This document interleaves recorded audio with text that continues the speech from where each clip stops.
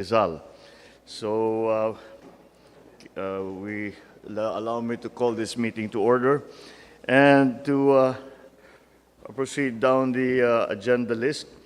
The first part of our agenda are the updates that Gov Nina will give us on the provincial government's assessment on the effects of Typhoon Enteng in Rizal Province. Gov Nina, please. Hello. Mr. President, good morning and welcome once more to the province of Rizal. And good morning po to all our cabinet secretaries and the national government, everyone who's here. Mr. President, we were just together less than a month ago, last July 26th in San Mateo due to the Typhoon Corina. And at that time, we already incurred some damages. The usual San Mateo, Montalban, and Cainta. For this one, first I'd like to also thank again your government because prior to the storm's arrival, OCD already called us. RD Alvarez informed us that if we need anything, you're here. And again, the ILG and Secretary Gatchalian, they all reached out.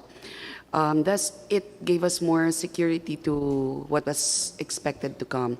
Mr. President, for this typhoon, Typhoon Enteng, unfortunately, as to what the Pag-asa Tanay station told us, the rain that came was in 4 days, we got 1 month's worth of rain.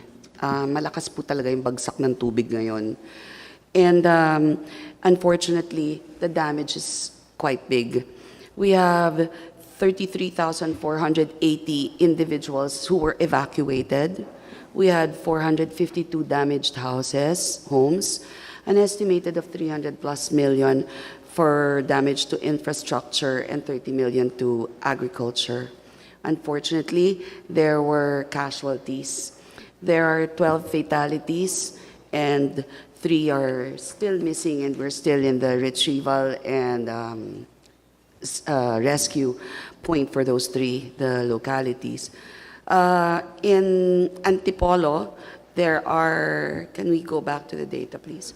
In Antipolo, we have a fatality due to landslide and drowning. In Pililla and San Mateo, Tanay, and Taytay, also drowning. These are the situations that we incurred. This is in Sitio Hinapao in Antipolo.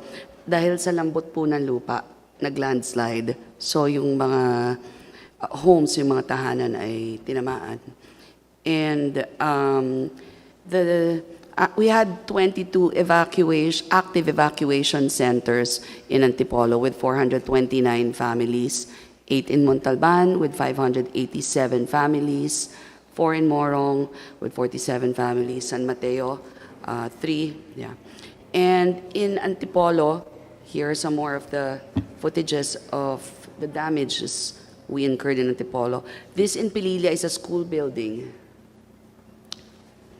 In Teresa are bridges.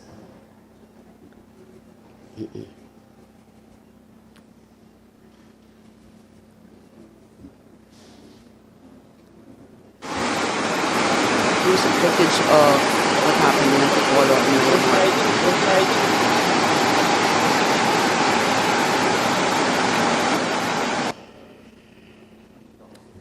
Ito po yung nag-viral wherein the cars were swept away sa lakas ng current ng water dito sa Antipolo. That went viral sa social media. And in Morong also, in Morong, Mr. President, even the provincial hospital, yung first floor pinasok, thus we had to move everyone to the second floor. Sa Morong po kasi, meron ho kaming problem dun sa hospital with the location. Congressman Dino, if you could please expound on the Morong Situation Hospital. Good morning, Mr. President. Good morning, Cabinet Secretaries. Basically, the problem in Morong were the provincial hospital is situated, it's a basin. So every time, even doesn't even have to be a heavy downpour, there's constant flooding within that area. I spoke with the district engineer and the provincial engineer for mga band-aid solutions. What we can do is we can provide a temporary or improved drainage system from where the source of the water comes from. If it comes from Teresa, it goes all the way to Morong. So from the source pa lang, magtatayo ng parang catchment or an entrapment facility or a basin. So ma-divert yung tubig, hindi naman umipon dun sa Morong. On a more long-term solution, Mr. President, there is a creek at the back of the hospital. From the source, we can create a tawag doon, Mayor? Parang kanal. Artery. Spillway, yes, Mr. President. Para doon na pumunta, diretso na po sa creek, sa Morong River. Hindi na po papasok sa bayan. It's really more of a flood mitigation solution that we're looking at to prevent. Kasi ano pa lang yung to level the road right now, it's going to be more expensive kung gagawin kasi talagang basin siya eh. Kung ipapatag siya, medyo mas mahal kaysa gumawa ng isang spillway. That's the hospital.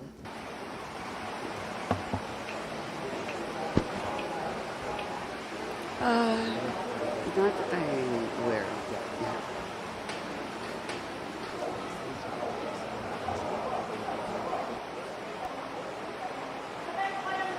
Bakit ngayon nag-flood?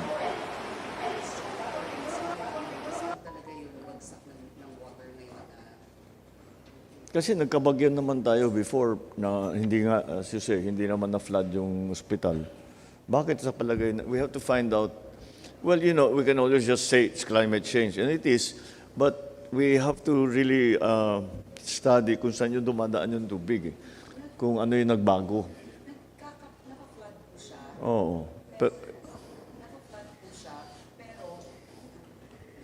Yan. Hello? Ayan.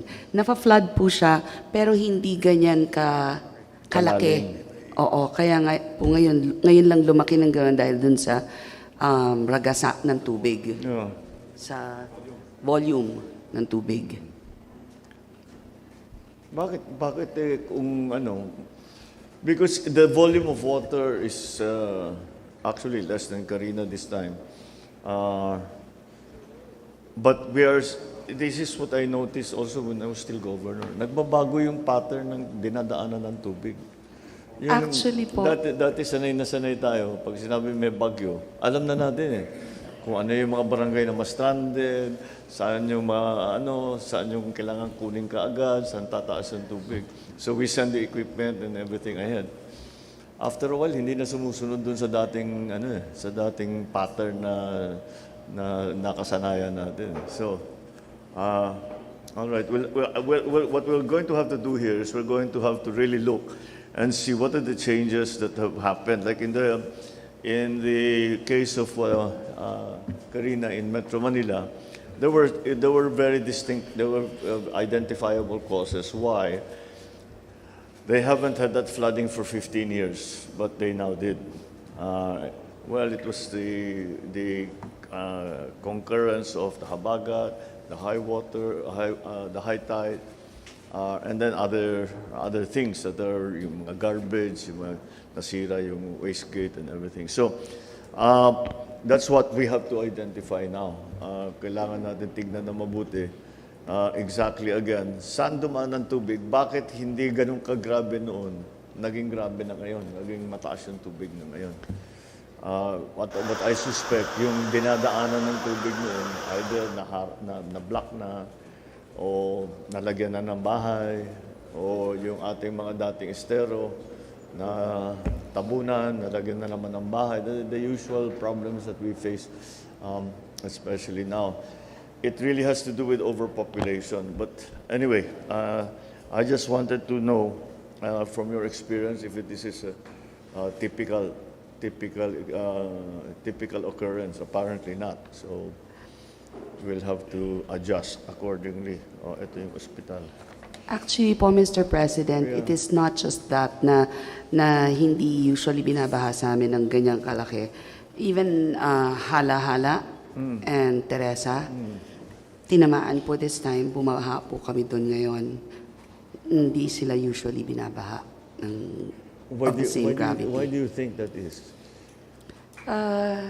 I'm just thinking that the volume of water really that Is poured it in. too high, or is it siltation, or is it both, or is it? Well, it's a lot of factors, maybe also the environmental factors, the disposal of waste, a lot of aggravating factors that domino effect. Well, the volume of rain, as you were saying, yung usual ninyong isang buwan during the monsoon season, bumagsak in what, a day and a half? 4 days po. All over a period of 4 days. Opo. Okay. Well, all right. So, well, we just have to look at that. That's Cainta, where floodway is. Ang lakas ng agos. Opo. Ba't ang lakas ng agos ng tubig? Oh, tignan mo, oh. Kaya pala ang dami mong drowning. Tinitignan ko, I was going to ask you earlier, what were the main causes of death? And then you showed the chart. Meron nga, pero yung drowning, pinakamarami. Dahil ganyan. Yes. Ang lakas ng flow. Yung current po. Yan po, like last time when we discussed, look, if you can notice, that's September 1. Then on September 4, look at the amount of water, the dam, again, yung sinalo ng Wawa, ganyang kadami. In a span of from 3 days gap. There we go again. Yes. Again, without it. Daming, no, it was just the volume of water. We don't get that volume usually. Kahit na monsoon, uulan na mahaba. Siyam-siyam na, hindi ba tawag dati? Siyam-siyam. Ngayon, wala na yung siyam-siyam. Wala na. Bulaga na lang lahat. All right, this is the... This is again the proposed reservoir Rest. dams to hopefully, because of what we saw nga with how Wawa Dam was able to catch and yung bilis ng taas ng tubig niya, we're afraid that time might come what if it overflows or it can no longer. But may mga phase 2 at saka phase 3 itong Wawa Dam. Yes, yes, Mr. President. Yeah, Secretary, please. Yes. We're now in the process of undertaking the preparation for the construction of three dams on the upper portion of the Upper Wawa Dam now, Mr. President.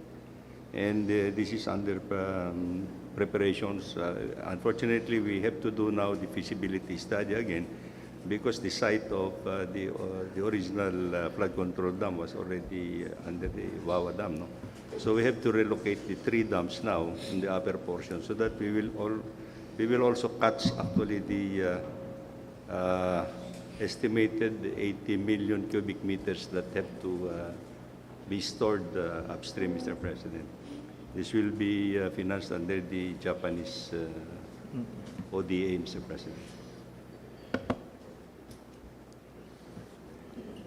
The old Wawa Dam, the original one, is already too small for our purposes. Gagamitin pa rin, pero maliit lang talaga. It won't make it won't help us that much. That's why the Wawa Dam project has, even from the very start, hindi lang isa. They have, as the Secretary saying, they have 3 more. But kailangan na natin siguro. We are undergoing detailed engineering already. Okay. Okay. All right. Please. Okay. Is there more that you'd like to? Can you please? Mr. President, for almost 20 years now, I believe that a lot of the aggravating factors are the environmental issues. And for 20 years now, something we cannot stop, but for 20 years now, the province has been very active with our YES program. Thus, we encourage tree planting and recycling, hoping that this would contribute to lessening our flood definitely. problems. Do we have any specific programs for Rizal and the upstream portions of the rivers so that we don't have this problem anymore?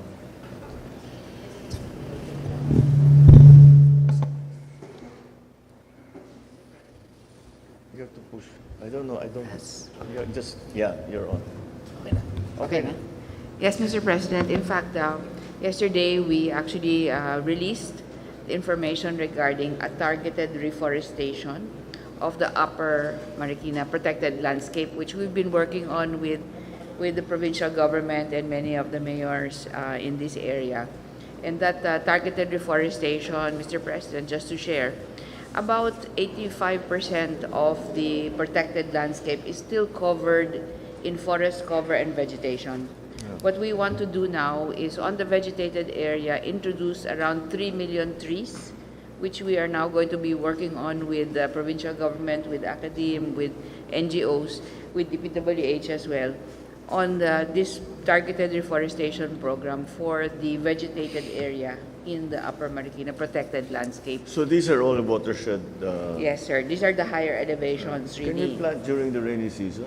Sir, we have a planting program we can try to initiate. There are some individual efforts already ongoing by NGOs and by some other groups. But what we want to do is programmatically already approach the tree planting. The Wawa JV group has also committed that they will be part of this. Yes. Well, it's in their interest for their Yes, sir. for their own purposes. Okay, so how far along are we on that Sir, replanting? we've estimated the cost already of what it would cost for the 3 million to happen. But what we need to do is, again, just formalize the tasking and the Are you roles. familiar with the tree planting program? Yeah. All right. Are they in the right areas? You have to always ask the locals. Eh. Kasi kung minsan yung Sir, ngayon po nasa targeted. kung saan linalagay, hindi naman sa kailangan. Yeah, please coordinate, Yes, of course, with we're the working locals. very closely po. There's nothing like local knowledge. Yes, sir. Yes, sir. They live with this every day. So we have an active program called Transform po Yeah. that we've been working on with 3 the million province. trees will cover what area? How The big 3 an million area? trees, just about 4,000 hectares. So we want to reach the 10,000 if we can of the vegetated. And Mr. President, we've also done really a quick but intensive look on the flooding dynamics of this area. We've actually brought the presentation if there's interest and time, because there have been so many requests for an analysis. So we've done a basic analysis. That video that we saw with a very, very fast flow of water, that's purely attributable to the volume of water that came down? Or Sir, volume is there and also- are there some other factors at work? The surfaces that are traversed, sir, if these are all heavily concreted now, there would be no way to stop the speed of the water, really. So the volume, the surfaces. Why do we not use weirs? Bakit hindi tayo gumagamit ng weir? A weir is not a dam. Dumadaan yung tubig. But you can control the level of the water by the weir. It's just that I see them in other places and it's really effective. But wala tayong ganong na program. Weirs are because, as I said, they are not a dam, but they do control the flow of the river. So, pag linagyan mo ng weir, adjustable yun eh. Kung paano mo ibababa, paano mo itataas. Actually, hindi. It's not up and down. May butas. So, may butas na bubuksan mo, sasara mo. Well, it's like it adjusts to the conditions. But I don't see even one single weir here. I think in Wawa Dam they're going to put, because I talked to Ricky Razon about it. Why do we not put weirs for us a flood control? Things that we probably will have to do, Mr. President. Yes, the weirs are very effective in slowing down actually the flow. Slowing down the flow. The flow of the flood waters actually coming down, actually, especially in the steep areas. It's usually used, for example, if there is a fishing ground, para magkaroon ng lake, ng maliit, para meron pala sidaan. Oo. But kontrolado niya yung tubig. Pag baha, isasara mo lahat. Mag-aano siya. Pero magre-release ka para hindi mag-overflow, para hindi out of control. And it's everywhere else that I see, I've seen it in many, many, many places. And it seems to be very effective. It's an old, ancient technology. I don't know why we don't use weirs. We should incorporate that into our designs para ko sa flood control. Pag-aralan nga natin, sino pa ang pinakamagaling na gumamit ng weir? Mga European, for the last millennium, they've been using weirs already. Alam na nila yan. Maybe the Dutch will know because sila ang pinakamagaling sa water management. I've seen it in every country in Europe. I've seen it in Germany, I've seen it in England, I've seen it in France, I've seen it everywhere. And it seems to calm the waters down. Kahit mataas, mabilis ang pasok. Dito pwede, dito sa baba, downstream of the weir. Talagang kontrolado yung flow na hindi maging flash flood. Yeah, weirs. Let's really look into that properly, the technology, how to use it, because I know it's effective. Adaptable solution. Very adaptable sa atin yan. And because I bring it up because of what I saw in the video, where mabilis ng tubig. Kung hindi ganun kabilis yung tubig, it wouldn't, then yung fatalities natin, first, baka yung ilan doon hindi na nalunod. Sabodam kasi, Mr. President, ngayon yung mga sabodam yung nilalagay. Imbes, Yes. which is okay.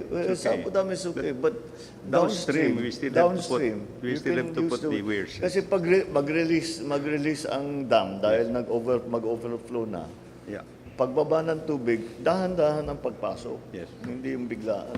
So that's something that I'm quite surprised considering the problems that we have with flood control. This is a technique that is very effective when it comes to flood control. All right, okay. Now, what you have more on the? Wait, tapos na ba tayo with the governor's report?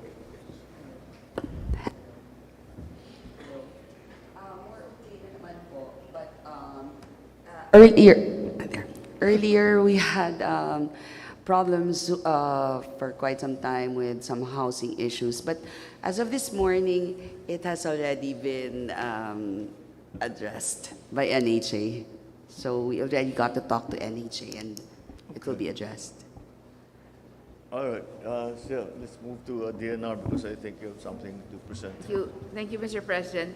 I will request Undersecretary Carlos David to make this presentation. This is analysis that was done based on satellite imagery and some of the ground truthing that was done to verify.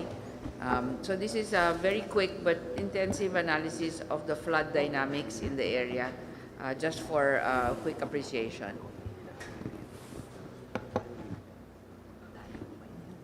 Good morning, Mr. President and everybody.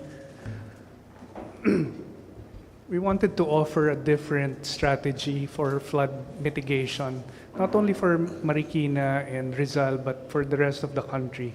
I think it has to be an integrated approach, combining structural controls, which includes the DPWH infrastructure that we are planning, the ecological integrity of our watersheds, which sometimes is left behind as our primary flood control mitigation strategy, and as well as community planning. As you will see in Rizal and in Marikina, community planning is essential as well in terms of flood control. Next slide, please. I just wanted to show this slide.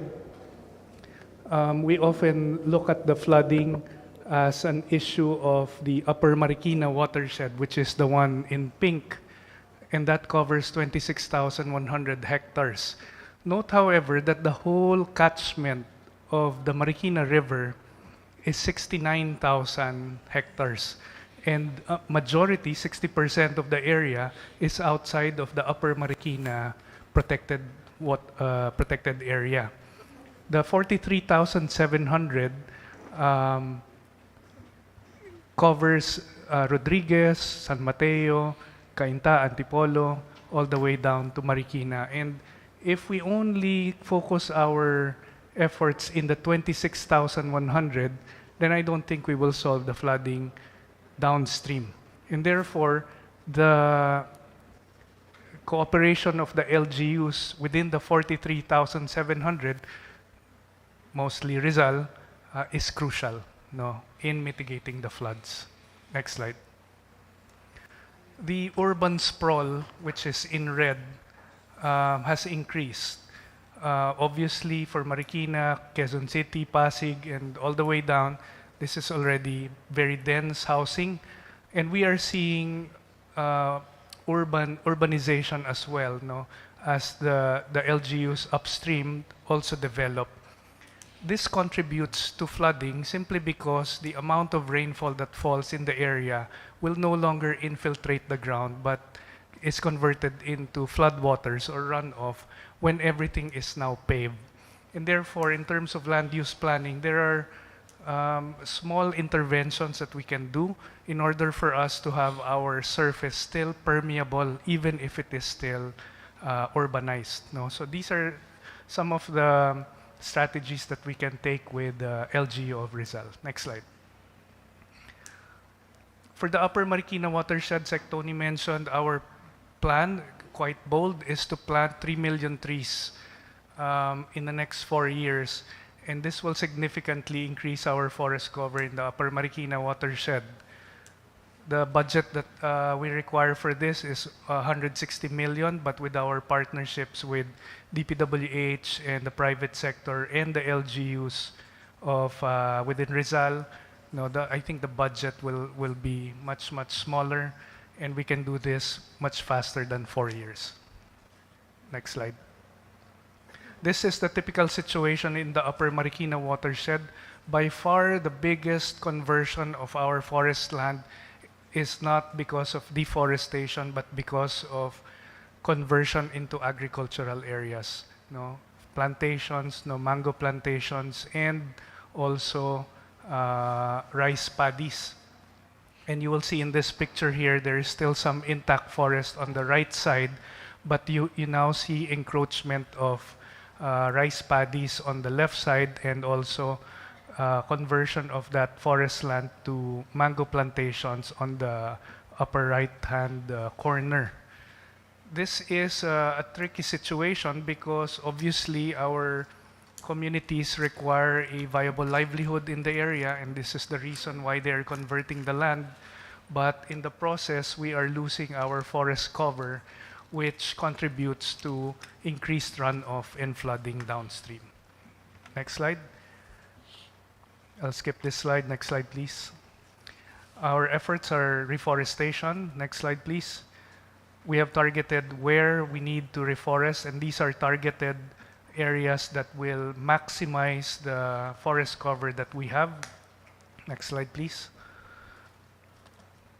We want to do a lot more work with the DPWH in terms of river restoration and promotion of water impoundment structures. Now, this is a picture of the Upper Wawa Dam on September 4, 2024. No, it does contribute a lot in terms of holding back floodwaters that will, in the past, would go down San Mateo and Marikina. And I believe that there are projects already in the pipeline to include more impoundment structures above this and also below. I think the old Wawa Dam although it is small, if we dredge it and increase its height, will still contribute, to mitigating floods downstream. Next slide. This is in San Mateo, Rizal, and you can see the urban sprawl already encroaching upon the both banks of the Marikina River. Previously, before these dwellings were there, the river was allowed to spread out. No, it spreads out. But now, because we have these structures, we will have to protect the houses there. There are dikes on both sides. What happens is that the water that's coming from upstream is now constricted onto the river itself. And the net effect of that is that it increases the velocity of the water in the river because you constrict it. It's like pinching your garden hose, essentially, and not allowing it to spread out. And the entire volume of the water that's coming down from upstream no longer spreads upstream, but is now directed its full force downstream. And therefore, this contributes to faster floods and bigger volume floods in downstream communities. Next slide. Finally, there's some work to be done by the DENR as well. What you're seeing here, those brown patches there, are in the Upper Marikina watershed. These are kaingin that's happening in the Upper Marikina watershed. And this is the first step towards its conversion into agricultural lands. And so the monitoring, surveillance, and enforcement arm of the DENR has to be intensified. Now they have to be more proactive, using more new technologies in order for us to curb these kinds of activities. Finally, next slide. This is a diagram that was drawn by one of our land use planners, architect Paulo Alcazaren, and it simply illustrates what has happened in the past 20, 30 years. In the past, we had the environment intact, and therefore the amount of rain, even with extreme rain events, will not necessarily go down to the communities because they are held back and they infiltrate into the ground. Fast forward to today, we have built up many of these areas already, and the infiltration of rainfall does not happen as much anymore, and everything is converted into flooding. So proper land use planning, restoration of our ecological integrity, and the combination of structures that DPWH has planned will, I think, solve the flooding issues in the area. Maraming salamat po. If I may, just to say that our collaboration and cooperation with the province and the different municipalities all the way down to the barangay level is actually ongoing already. It has been going on for some time. And we have also signed with the DPWH an MOA on targeted tree planting in the flood control investments that the DPWH is making, so that we can actually pool our resources in order to achieve the impacts that we want. So our cooperation with the local governments plus the different departments is actually ongoing already. Thank you, Mr. President. All right, thank you. So these are the conditions that we have to deal with. If you look at this drawing, population 300,000. Nasa 12 million na tayo ngayon. So you can see the enormous difference of what the terrain is having to deal with. Whereas there was forest cover on the uphill areas, that's all gone because tinayo na ng bahay. So we will, it's not as if you can send the people away. We have to adjust around the population. All right, thank you for the quick overview from DNR. Now we move to the briefing from the DILG. You will brief us on Indonesia, or you will brief us on You can do both, actually. Alright, unahin na natin yung bagyo. Okay. DILG, please.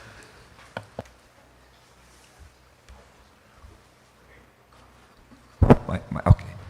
Good morning, Mr. President and the Cabinet and the officials of Rizal. Sir, mamaya na yun sa Jakarta. Okay. Well, nasabi na po lahat ni Governor Richie. It's just that as per our list, there are 5,973 families or 10,888 individuals that are still in 112 evacuation centers as of 6 a.m. this morning. And we've got the hardest hit. The hardest hit are, as compiled, is Morong, Teresa, Cainta, Rodriguez, and San Mateo, sir. No. So, I think this is also in conformity with the list. No? It's harmonious with the list of the LGU, sir. So we compiled this, and I would say that all of the local chief executives really exerted their efforts. 100% are all present in the area of responsibility in the province of Rizal. And they're there during the typhoon, all of them, Mr. President. Thank you, Mr. President. Thank you.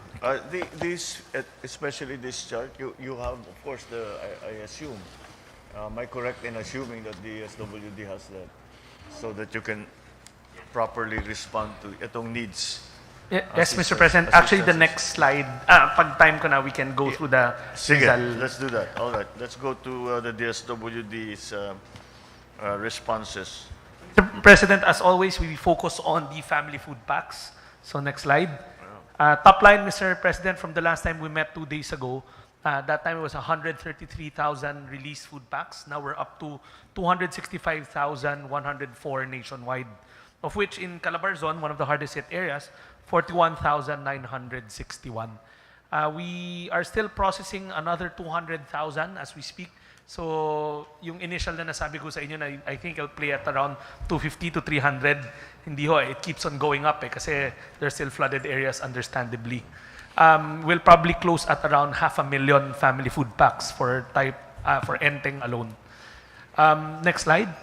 Mr. President, for region, for Calabarzon, we've released, as mentioned, 41,961,000 family food packs, of which a greater chunk went to Rizal, 28,100. That's spread across the different levels of government, some to the province, some to the municipalities. So we're already doing 28,100, and we're still processing requests as we speak right now, Mr. President. We have that list ni Secretary Abalos. We get it also from the OCD, the hardest hit areas, and we've been coordinating with the province and the congressional representatives as to where we need to deploy more family food packs. Well, we can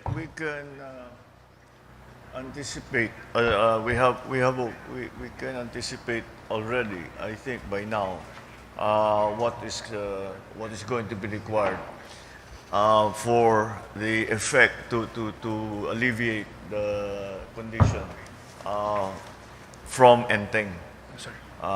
So do we have that estimate more or less? For Enteng, Mr. President. Enteng. Yes, Mr. President. For family food packs, 500,000, 500,000 nationwide. We're halfway through. Nag-slow down na ho yung pasok ng request. So we'll be able to process everything by end of this week. Lahat ho yun fully deployed na. Then we start stockpiling for the next 2 storms coming in. Yeah, speaking of which, there is a threatening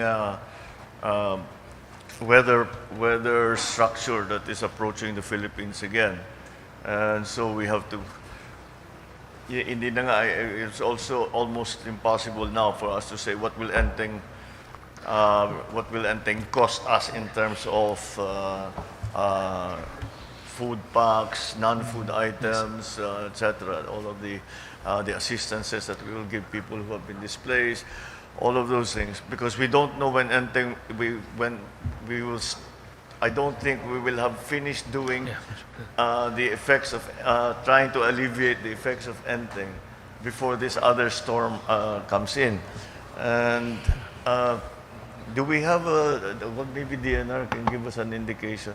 Do we have what is the possibility or what is the likelihood rather of the of this new weather structure. Do we have somebody from Pag-asa here? DOST. Ayan. Oh, you're here. All right, I didn't see you.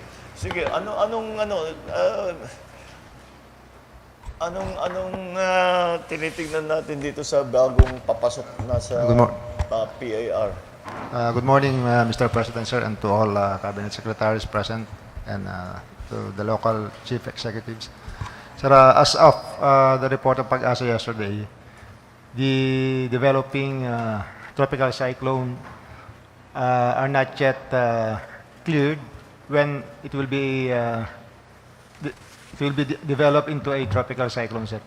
Right now, they are looking into 3 possible tropical cyclones, but 2 of them are on the northern part of the country, while the third one is, I think it's in the eastern part of Visayas and Mindanao area. But according to Pag-asa, sir, this will be determined within the month of September. So they will be issuing forecast once they determine the accurate information about this possible tropical cyclone, sir. Mr. President, if I may. Yes, go please. So Second. perhaps just to possibly also broaden the picture, because the tropical cyclones are one element, but the southwest monsoon is really another. And what happens, there are enhancements possible for the southwest monsoon, even if the tropical cyclone, it doesn't even enter our area of responsibility. So perhaps if we could have a larger forecast picture, because you can see the water vapor actually moving across towards us from the southwest monsoon. And so if we may suggest to DOST Pag-asa, they could give us a broader picture of what can be anticipated by way of rainfall from other systems rather than just the tropical cyclone. Well, anyway, it's becoming more and more. Despite all of our new technologies and sources of data, it's actually still continuing to get harder and harder to forecast properly. Only because the one thing that at least I've noticed as a public administrator is that the typhoons develop much more quickly. Whereas before, it would take 3 days to develop into a major typhoon. Alala ko nung bata kami, siyempre inaasahan namin mag-typhoon number 2 para walang pasok. You know? Pero pag malapit na at typhoon number 1 pa lang, hindi na mag-typhoon 2 yan.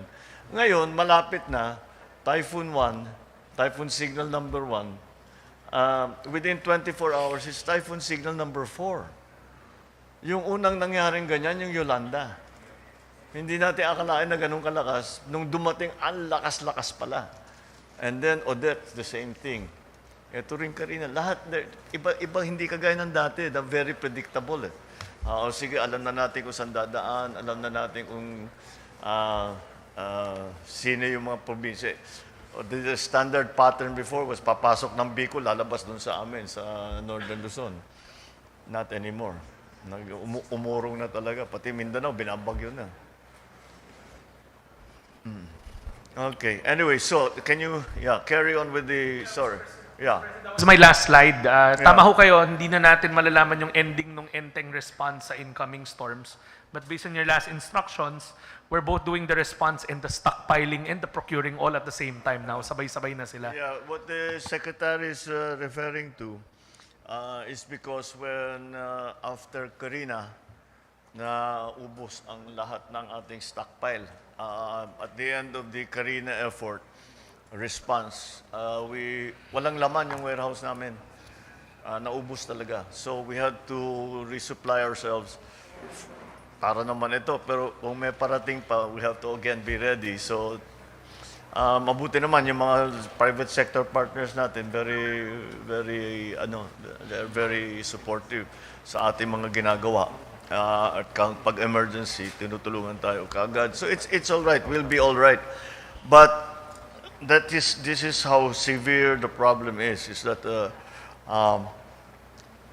all our planning and our modeling turns out that we have to do much more than what we expected, and it hits us harder than we expected because the volume of the water, sumabay ang habagat. The last one, Karina, sinabayan ng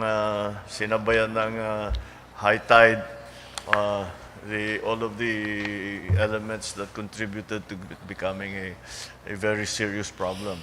I hope the next one. Mukhang mas mahina naman yung so far. It is not a storm. Is it a storm already? Yung weather system na papasok nasa atin na ba? Is it already in our area of responsibility? Not just, sir. It's only a cyclone formation only, sir. How far away is it? It's still outside of the... How fast is it moving? I'm sorry, Mr. President. Sige, just, we have to learn all of yes. those things. Yes, sir. I'm sure you have the data. You just have to look it up. We have to learn all of those things para malaman natin when it will hit, at what strength, just to give us an idea of what we are going to have to face, so we can warn the local governments, we can warn households and tell them to evacuate or to at least prepare themselves, so that we are continuing to provide whatever it is that they need. Yeah. Here in Rizal, specifically, do you have figures? How many people are still in? You know what? Ganito lang. Effects of Karina. Ilang pang tao na nasa evacuation center ngayon? That part of the presentation is with the OCD kasi the other day na inulit namin. Oh, okay. Let's go. Okay, let's do that.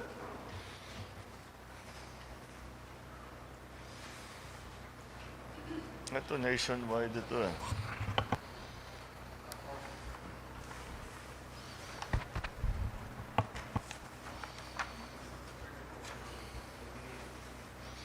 Yeah.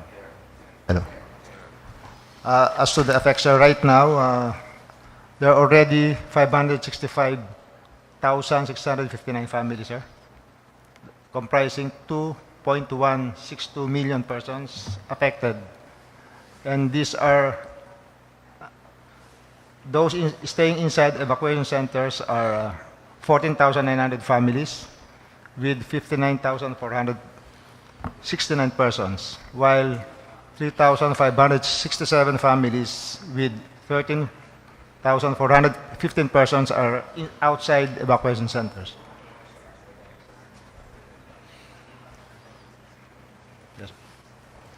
All right. So we are of course still providing food packs and non-food items, but we're getting to the point kasi at some point dito sa pag may bagyo, we always arrive at the point where humihingi na talaga ng cash.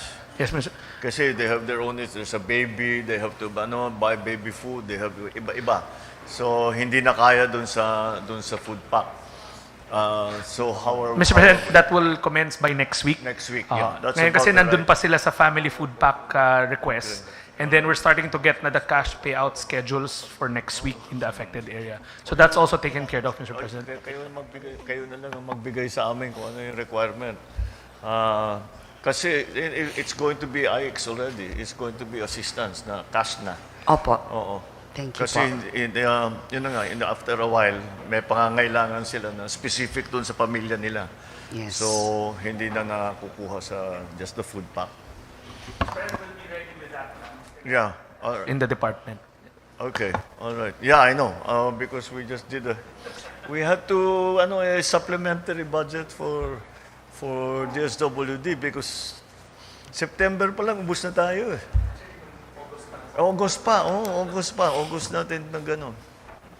Well, whatever it is. It's the weather, the people are are having a tough time and nabibiktima, so there's nothing else we have to do. We just have to provide them that assistance. Is the water, what is the condition? Baha pa ba? Yung mga ibang lugar, mga Morong, mga... Wala na po, bumaba na po. Nawala na yung tubig. Just like our briefing nung sa San Mateo, nga eh. mabilis tumaas, mabilis bumaba. Mabilis lang umandar din. Pagka mabilis bumaba, ibig sabihin marami lang talaga yung tubig. There's just so Small much arteries. water. Kasi may dinadaanan. Buti naman kung sasabihin na nakaharang, hindi makalabas yung tubig. Hindi naman eh. Nakakalabas ka agad yung tubig, pero yung dinadaanan niya napupuno. Kasi sa dami ng tubig. That's really what's happening there. Everyone complains about the weather, but nobody ever does anything about it. There's nothing we can do. It's the weather. All right. Okay. So I think the SW is set up. LGU, the LGUs are already are aware of all of the things that we are doing. Is there anything else that we haven't covered specifically for the province of Rizal? Mr. President, since Antipolo is the one that's hardest hit for this storm, may I ask my older brother, Mayor June, to please. Yeah. Thank you, Ate. Good morning, Mr. President. Good morning, everyone. Mr. President, last night I happened to watch the news on TV Patrol, and Yusek David was interviewed, and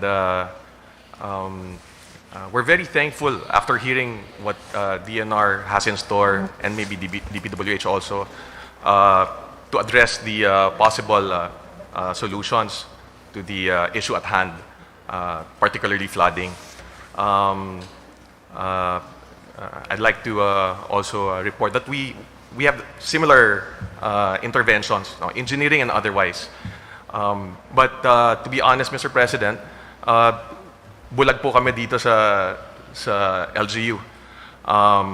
We know it's a confluence of a lot of factors that contribute to flooding, as mentioned earlier. But like Yusek David mentioned last night, because right now there's outrage from the public at sinisisi po yung mining activities. And according to Yusek David, it's unfair to blame the mining sector because 1% of the Marikina watershed, only 1% is being mined. So it would be, to quote Yusek David, it would be foolish to blame mining for the flooding. But just the same, it contributes. Whether it's 2% based on the MGB report in 2009, the fact remains, sa dami po ng rason, hindi po namin alam which contributes the most. Is it mining? Is it urbanization? Is it deforestation? Is it siltation? Is it bad land use planning or land use implementation? So right now, we are in the process of commissioning UP Diliman to conduct a study. But you would be saving us a lot of money if the national government has a study identifying which contributes the most to flooding. Thank you, Mr. President. Yes. That's not a simple question. But when I flew yesterday, the other day, nakitang-kita ko yung mga mining operation. Hindi naman nag-landslide eh. Akala ko, sabi ko ito, kasi wala nang kahoy. Sabi ko, ito, baka dito, baka dito. It was lupa eh. Ang nakikita ko, tapos may mga truck. There were like about 5 of them that we flew over. And I looked downstream from them. Mukha naman, quarrying, mostly quarrying ang ginagawa nila. Hindi naman nata naapektuhan. So I don't know if that's because I guess when you look around, the only areas with bare soil are the landslide and the mining areas. So sinasabi siguro kaya gumuho yan dahil I don't know. We'll really have to have a look at it. But the one that was featured in the news, yung nag-landslide, wala namang malapit na mina doon eh. So I think it is just because these are new conditions. Because marami kong nakita na flood control na nasira. That's the first slides that you showed, flood control na nawasa. Doon ko nung una naisip, ang lakas ng tubig, ang bigat ng tubig. Pati yung flood control, sinira niya eh. So, it's just, we have to do the upstream management, water management. Because what the conclusions that we have come to is that hindi mo mapipigilan na mag-populate ang NCR. Wala kang magagawa. Pati may mga problema nga, yung nagtatapon ng basura, yun na nga, what we mentioned earlier, natatabunan yung mga spillway, all of these things.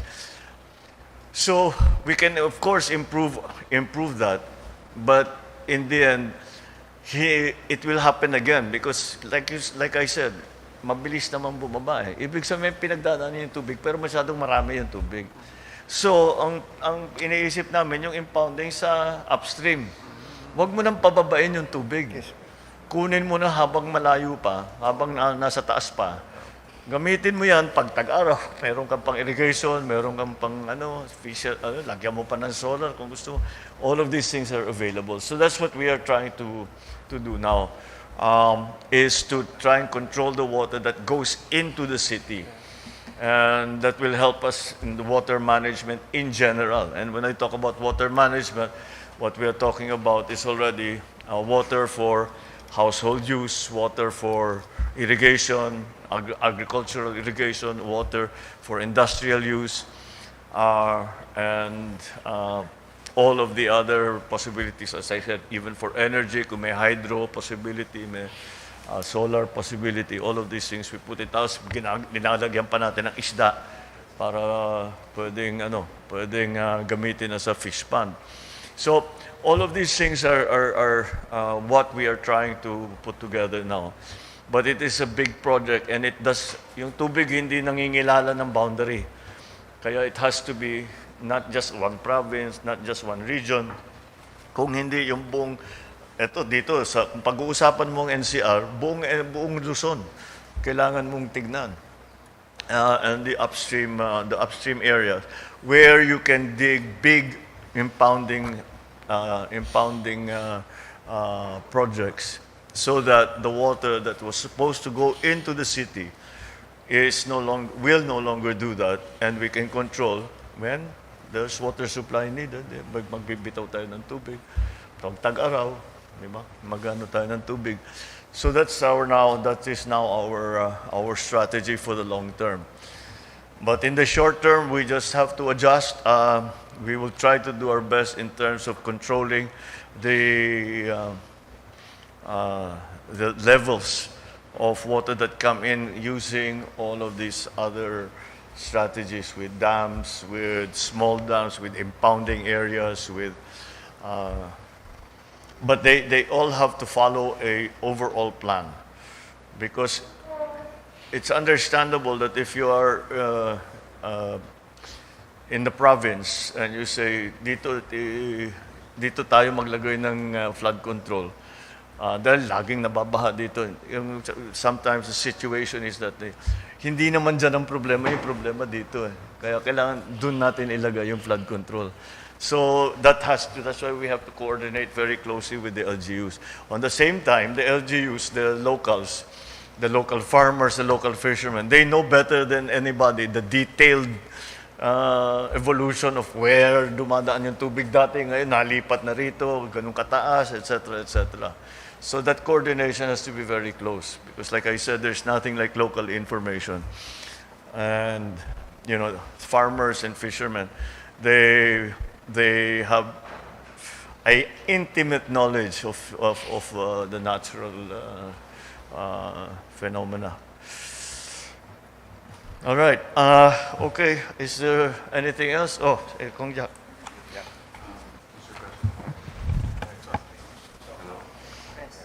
Okay na. Mr. President, first of all, I'd like to thank you and the department.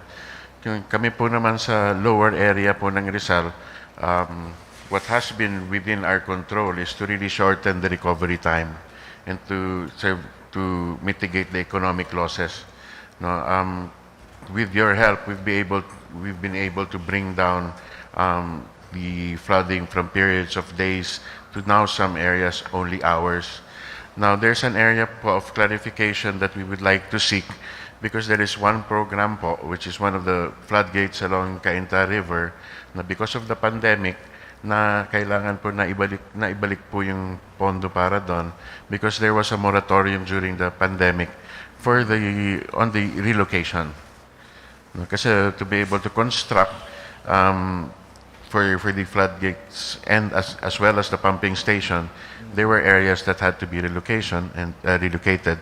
And because po of the moratorium, hindi po natuloy yun. Nabalik po yung pondo. So we just like to seek po clarification on that policy. If it is all right again to be able to, of course, humanely and legally relocate these people para po matuloy yung mga programang yan.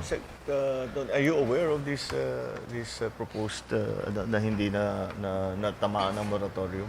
I just talked to the good congressman earlier, Mr. President, and I think we can do it again and revive the facility. Yes. Yes, All Mr. right. President. Ituloy na natin yan. We'd also like to thank you po because the road dike, which is actually a C6 radial, is already ongoing, and that is GAA funded, and that naman protects the coastal towns of Taytay all the way, will protect Taytay up to Binangonan from storm surges for exiting typhoons in the future. So again, Mr. President, we have been, ang nagawang strategy po namin, because we started our flood mitigation program as early as 2001. Pero nung tumama po yung undoy sa amin, the strategy we took was to start from down going up.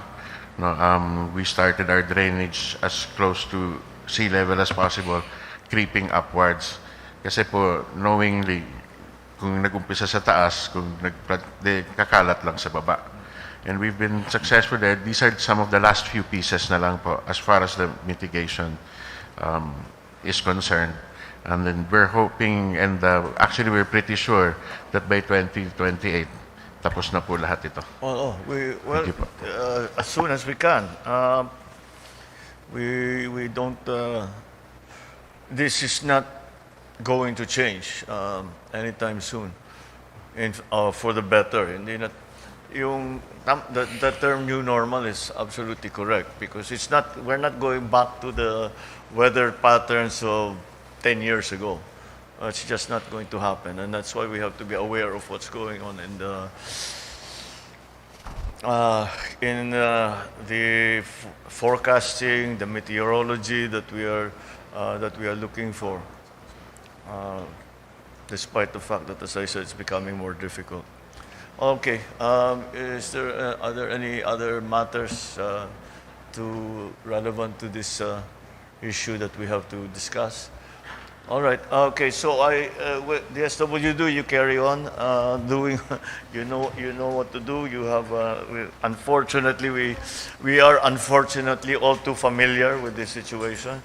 The DILG, okay. The LGUs.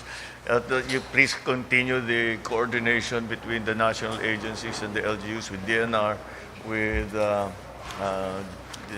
Public Works, para yung ating ginagawa, if there are specific concerns, that we can address them as quickly as possible. Because if there are specific concerns, it usually means that there is an area or there is a group of people or a barangay or two barangays that have not received any assistance at all. So we will have to do something special for them. Do we still have those barangays that hanggang ngayon di pa natin naabot? Wala na, lahat na napasok na natin. Okay, so that's one less concern for us. Okay, thank you all very much. Thank you. We are adjourned. Thank you, Go.